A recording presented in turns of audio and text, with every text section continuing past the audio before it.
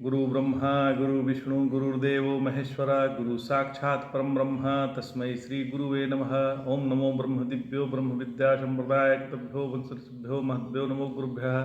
सर्वपल्लवरहित प्रज्ञान घन गद्धो ब्रह्मेवामस्मि। ओम नारायणं पद्मं शिष्यं शक्तिं च तत्पत्रं पराशरं च व्यासं सुखं गौड़पदं महान्तं गोविन्दमथास शिष्यं श्रीशंकराचार्यमथास्पत्पादं च हस्तामलकं शिष्यं तं तोटकं वर्तिकान् गुरुसंतो मानतोऽस्मि। श्रुतिस्मृतिपुराणानाम् आलयं करुणालयं नमामि भगवत्पादं शङ्करं लोकशङ्करं शङ्करं शङ्कराचार्यं केशवं बादरायणं सूत्रभाष्यकृतो वन्दे भगवन्तो पुनः पुनः। ईश्वरो गुरुरात्मेति मूर्तिभेदविभागिने व्योमवप्ताय देहाय दक्षिणामूर्तये नमः। ओम श्री गुरुभ्यो नमः। ओम श्री परमात्मने नमः। हम लोग गीता के 11वें अध्याय का अध्ययन कर रहे हैं। नारायण अपने यहाँ कहते हैं, अक्सर हम लोग कहते हैं कि 33 करोड़ देवता है, पर सही शब्द है कोटि, मतलब 33 कोटि देवता। तो कोटि का अर्थ करोड़ नहीं है, कोटि का मतलब है क्लास। ये उच्च कोटि के गायक हैं, तो कोटि का मतलब हो गया क्लास। ये उच्च कोटि के डॉक्टर हैं, ये उच्च कोटि के गायक हैं, ये उच्च कोटि के विद्वान हैं। तो कोटि का मतलब क्लास। तो ये 33 कोटि का तात्पर्य है, ये 33 प्रकार के परमात्मा के रूप है, जिसके कारण यह दुनिया धारण हुई है। तो वो कौन से हैं?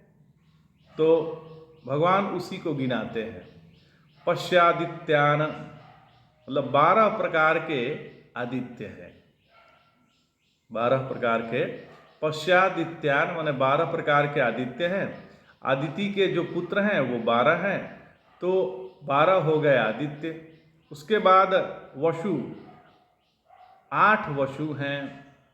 इन्हीं 8 वसुओं में एक वसु थे जिनको श्राप मिला था, जिसके कारण उन्हें भीष्माचार्य के रूप में आकर अपना दुख भोगना पड़ा।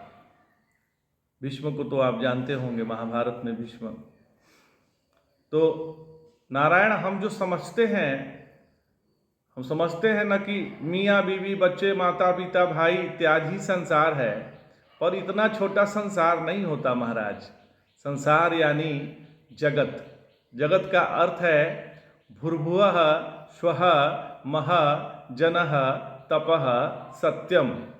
ये ऊपर के लोग और अतल वितल तुतल तलातल पाताल रसातल इत्यादि नीचे के लोग, ये जो 14 भुवन है, 14, ये सभी का सभी संसार ही है।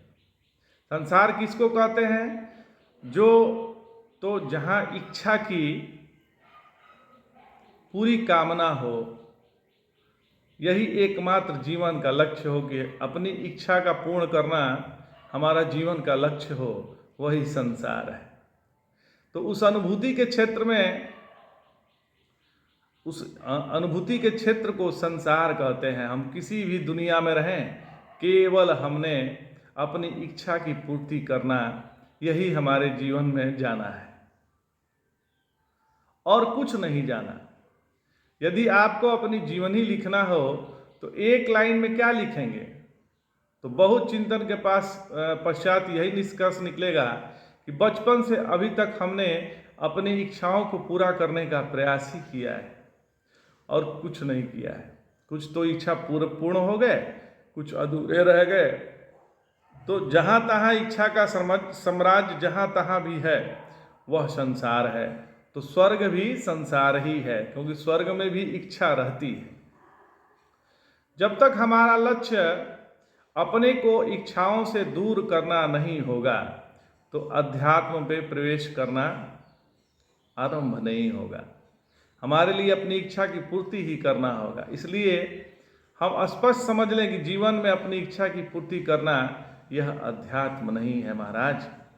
आज तक जीवन में किसी को भी सभी की सभी इच्छा पूर्ण नहीं हुई है। नारायण, अब ये भीष्माचार्य अपने शक्तिशाली थे, इतने शक्तिशाली थे। इसका कारण क्या था? तो वो अष्टवसु में से एक शापित वसु थे। अब इसके बाद भगवान कहते हैं रुद्र, तो एकादश रुद्र हैं और 2 अश्वनी कुमार हैं, 12 आदित्य, 8 वसु, 11 रुद्र और 2 अश्वनी कुमार, ये सब मिला के 33 हो गए। तो ये 33 प्रकार के जो तत्व हैं, इसी से दुनिया धारण किया जाता है।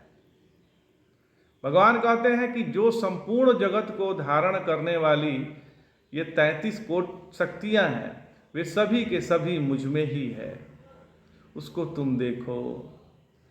तो भारत मतलब भा माने प्रकाश, माने ज्ञान। तो जो ज्ञान में रमण करता है उसे भारत कहते हैं।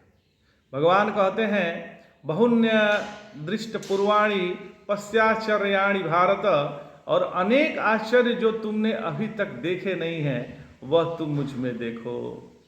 आगे भगवान कह रहे हैं इह कस्थम जगत्कृष्णम पश्चाद सचराचरम मम देहे गुड़ाकेश यच्चान्याद दृष्टुमिच्छसि। हे गुड़ाकेश, मेरे शरीर में तुम एक ही स्थान में स्थित संपूर्ण चराचर जगत तथा और जो भी कुछ देखना चाहो देख लो। नारायण, यदि हम किसी दीवाल के सामने खड़े हैं तो क्या हमारा प्रतिबिंब उस दीवाल में दिखेगा क्या? और उसी स्थान पर यदि कोई दर्पण टांग दिया जाए तो उसमें हमारा प्रतिबिंब साफ साफ दिखता है। तो दीवाल में प्रतिबिंब न होना और दर्पण में आना से क्या फर्क पड़ा? तो इससे हमारे पर क्या फर्क पड़ा? तो कुछ नहीं, हम तो ज्यों के त्यों हैं महाराज। परमात्मा सब में है या सब परमात्मा में है। परमात्मा सब ईंट पत्थरों से होता है, प्रकट होता है, तो वह परमात्मा सत्ता मात्र है। यदि परमात्मा ईंट पत्थरों से प्रकट होता है तो उसमें परमात्मा सत्ता मात्र है, मतलब जड़ है। जब पेड़ पौधों से परमात्मा प्रकट होता है तो सत्ता के साथ उसमें जीवन है। वही परमात्मा जब पशु पक्षियों से प्रकट होता है तो उस परमात्मा में सत्ता भी है, जीवन भी है और ज्ञान भी है। वही परमात्मा जब मनुष्य देह से प्रकट होता है तो वहाँ सत्ता भी है, जीवन भी है, ज्ञान भी है और उसके साथ साथ एक और चीज है, वो है आनंद। यानी मनुष्य जीवन की परिपूर्णता तभी होती है जब हम आनंद को प्रकट करने का माध्यम बनते हैं। आगे भगवान कहते हैं न तू माम शक्यसे दृष्टु मनेनैव स्वचक्षुषा दिव्यम ददादिते चक्षुः पश्य मे योगमेश्वरम। भगवान कह रहे हैं कि परंतु तुम अपने इन्हीं नेत्रों से मुझे नहीं देख सकोगे, अतः मैं तुम्हें दिव्य नेत्र देता हूं, उससे मेरे योग और ऐश्वर्य को देखो। दिव्य नेत्र का अर्थ है दिव्य दृष्टि, योग बल या अलौकिक शक्ति। यह यौगिक सिद्धि है अथवा इसे ऋतंभरा प्रज्ञा समझना चाहिए। साधन साध्य दिव्य चक्षु 2 हैं। प्रेम चक्षु जिससे सब सृष्टि अपने इष्ट को स्वरूप ही दिखाई देती है, और विचार चक्षु जिसमें सब ब्रह्ममय अनुभव होने लगे। किंतु यहाँ योग बल का तात्पर्य तत्व ज्ञान नहीं है। यह तो योगियों को भगवान की कृपा से प्राप्त होने वाली कोई दृष्टि है। एक क्षण में ऐसी दृष्टि हो जाना कृपा साध्य ही है, साधन साध्य नहीं है। परंतु भगवान प्राप्ति तो तब होती है जब इससे भी वैराग्य हो जाए। तो जो योगी किसी सिद्धि या चमत्कार की इच्छा से योग साधन करते हैं वे आवागमन के चक्र से मुक्त नहीं होते हैं। मुक्ति तो केवल तत्व ज्ञान से होती है महाराज। तो आज से 15 साल पहले की बात है। उस समय मैं वाराणसी के लक्सा पे रहता था। लक्सा थाना है वहीं पर आस पास में ही रहता था, वहाँ रामकृष्ण मिशन है, वहीं मैं रहता था। तो मेरे साथ एक मित्र रहते थे, उनका नाम है रंजन चतुर्वेदी। तो हम लोग अक्सर भगवान विश्वनाथ जी के पार्थिव लिंग का दर्शन के लिए जाया करते थे। मेरे मन में लालसा रहती थी कि मैं अपने चर्म चक्षु से भगवान का साक्षात्कार करूं। तो मैंने महाभारत में मतलब टीवी सीरियल में देखा था कि भगवान श्री कृष्ण ने अर्जुन को दिव्य चक्षु प्रदान किए, जिससे अर्जुन को भगवान के विराट स्वरूप का दर्शन हुआ। कुछ इसी प्रकार से हमारी भी इच्छा थी। एक बार हम लोग श्री विश्वनाथ मंदिर से जैसे निकले ही थे,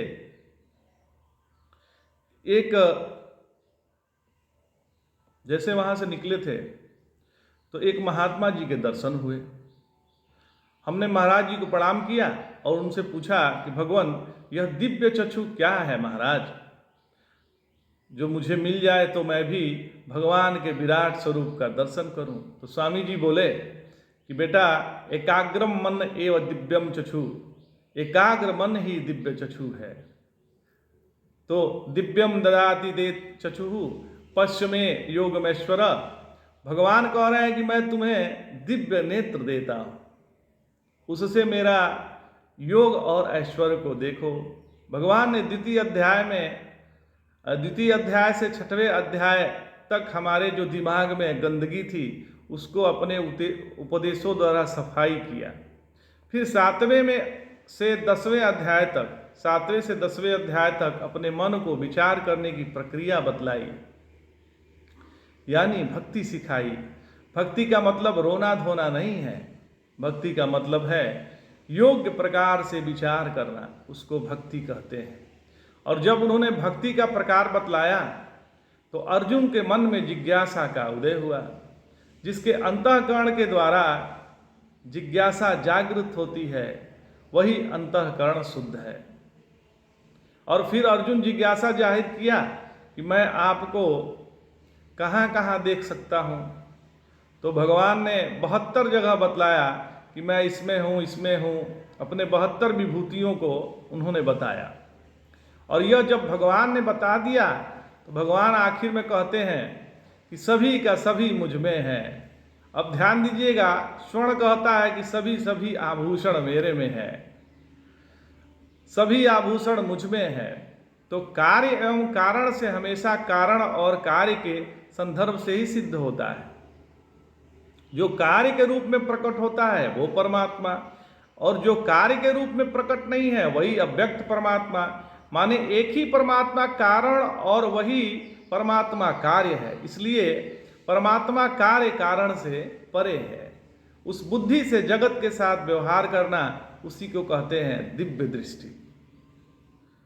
तो नारायण जहाँ जहाँ प्रयत्न है वहाँ कष्ट है, वहाँ हम विपरीत दिशा में चल रहे हैं।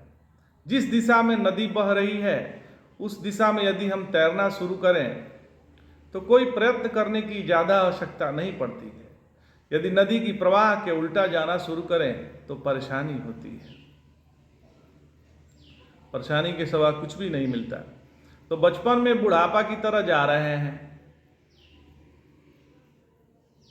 तो बुढ़ापा में बूढ़ा दिखने में कोई परेशानी नहीं है, लेकिन बुढ़ापे में अपने को जवान दिखाने में परेशानी है। दिव्य दृष्टि यही है कि हम अपने दृष्टि में परिवर्तन लावें।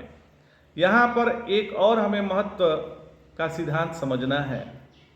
साधना हमें करनी है तो पहले काम की हम अपने कर्तव्य कर्म करके अपने मन का मैल साफ करना है। हमारा पहला काम है कि हमारा मन का मैल साफ हो जाए। मैल है राग और द्वेष, मैल कोई दूसरा चीज नहीं है, मैल राग द्वेष है। हमारे प्रयत्न में सफलता आ रही है तो उसमें परमेश्वर का अनुग्रह लगा हुआ है। ऐसा जब होगा तो हमारा अंतःकरण शुद्ध हो जाएगा और हमारे मन को ट्रेनिंग मिल गई कि हर एक अनुभूतियों में प्रभु को जोड़ दीजिए। धीरे धीरे अनुभूतियाँ दुगनी हो जाएगी और परमात्मा मुख्य हो जाएंगे। प्रत्येक अनुभूतियों में परमात्मा ही परमात्मा रह जाएंगे और किसी दूसरे का स्थान नहीं रहेगा। जब हम अपने हर अनुभूति में परमात्मा को जोड़ देंगे, ऐसा जब अभ्यास करेंगे, तो धीरे धीरे धीरे धीरे हमारी हर अनुभूतियों में परमात्मा ही रह जाएंगे और कोई दूसरा नहीं रह जाएगा। तो आज इतना ही। जय जय शंकर, हर हर शंकर।